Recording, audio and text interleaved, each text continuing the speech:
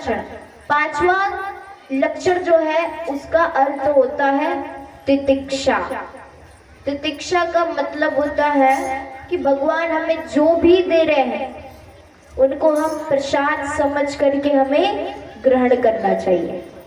भगवान हमें जो भी देता है उसमें ही हमें संतुष्ट रहना चाहिए, चाहे वो सुख हो या दुख हो इत्यादि क्यों ना हो।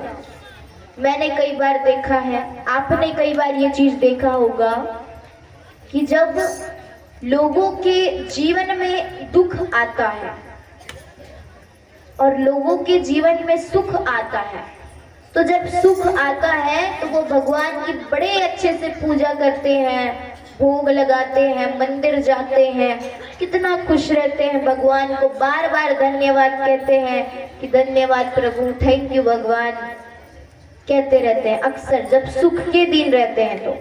लेकिन जब दुख के दिन आते हैं तो भगवान को हम कोसने लग जाते हैं, प्रभु आपने मेरे साथ ऐसा क्यों किया, आपको ये मेरे साथ अच्छा नहीं किया, ऐसे हम भगवान को कोसने लग जाते हैं। तो कई बार जो है ना, ऐसे करते करते कई लोग तो भगवान भी बदल देते हैं। आजकल की कई ऐसे हैं कि जो अपना धर्म है, सनातन धर्म, उसको छोड़ छोड़ करके दूसरे धर्म में जाते हैं कि हाँ ये भगवान हमारी नहीं सुनता, दूसरे जो भगवान है ना वो सुनेंगे। तो ऐसा ये नहीं है, भगवान सब एक ही है, सबका मालिक एक, सब भगवान है, सब एक ही है। लेकिन कभी भी हमें ऐसे अपना धर्म नहीं बदलना चाहिए। हम जिस धर्म में हमने जन्म लिया है वो धर्म का सदैव पालन करना चाहिए।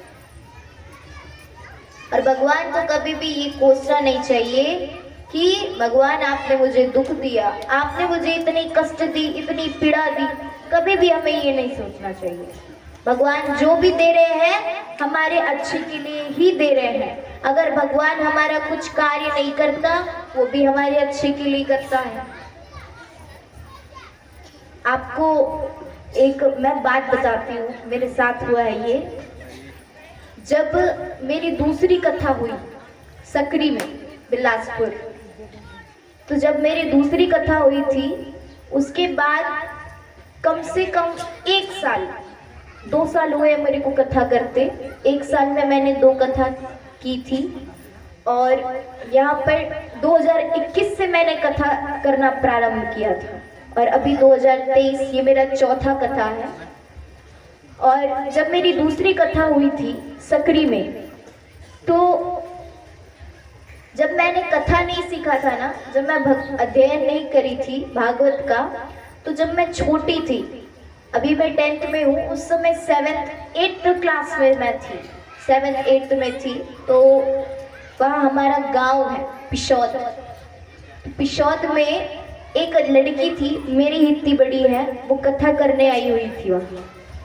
तो मैंने भगवान से कहा था कि भगवान मुझे भी एक दिन यहाँ कथा करना है।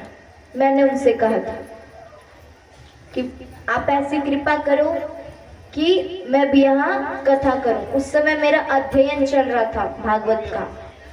उसके बाद धीरे से कथा आया, उसके बाद मैंने 2 कथा करी, सकरी में करी। उसके बाद भगवान ने मुझे 1 साल इंतजार करवाया। 1 साल मैं घर पर थी, कथा नहीं मिल रहे थे और कथा नहीं कर रही थी मैं। तो मैं भगवान को जाकर बार बार बोलती थी कि भगवान कथा कब आएगा, कब मैं फिर से व्यास पर बैठूंगी, भगवान को हमेशा बोला करती थी। तो एक दिन ऐसा चमत्कार हुआ कि जिस जगह पर वो लड़की बैठी हुई थी उसी जगह पर बैठने के लिए मेरे पापा जी को फोन आता है कि पिशौद में कथा करवाना है। जैसे चौक है, ये हनुमान चौक है ना, वैसे ही पिशौद में 2 चौक है, गुड़ी चौक है और एक कुटी है। तो वो लड़की जो है वो गुड़ी में कथा करी थी। पिताजी को फोन आया कि हमें कथा करवाना है और गुड़ी में करवाना है। मैंने जैसे ही बात ये सुनी, मेरे पिताजी, मेरी मम्मी इतने हम खुश हो गए कि जो एक सपना था मेरा, पिशौद मेरा जन्म स्थान है, मेरा गांव है वो, तो मेरा ये सपना था कि मैं वहां कथा करूं। सपने से बड़ा सपना था ये। तो एक चुटकी में भगवान ने भले इंतजार बहुत करवाया, 1 साल का इंतजार करवाया, लेकिन भगवान ने मेरी वो सपना पूरा कर दिया। कहने का ये है कि भगवान ना इंतजार बहुत करवाते हैं, बहुत करवाएंगे। इतनी परीक्षा लेंगे, दुख भी देंगे ना, तो वो परीक्षा ले रहे हैं समझो। जब भी हमारे जीवन में दुख आए ना, बस एक बार भगवान को बोल दिया करो कि अच्छा है भगवान, आप परीक्षा ले रहे हैं हमारी, और हमारे साथ जो कुछ भी होता है या हम जो भी गलती करते हैं, हमें वो गलती से हमेशा सीखना चाहिए कि ये गलती दोबारा बार बार हमसे नहीं हो, गलती सीखना चाहिए।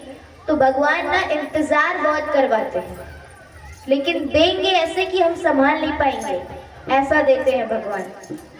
इसीलिए सदैव ठाकुर जी पर विश्वास रखो। चलिए मैं आपको एक उदाहरण के माध्यम से समझाती हूँ, समझ गए तो अच्छी बात है। वैसे आप सब तो मेरे से बड़े हैं, है ना, आप समझ ही जाएंगे ये बात। आप बताइएगा मुझे, ठीक है।